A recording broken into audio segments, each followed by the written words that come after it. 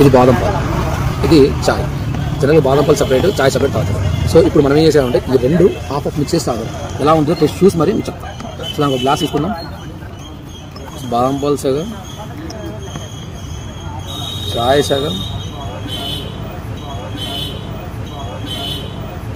రెండు ఇలా తీసుకుందాం.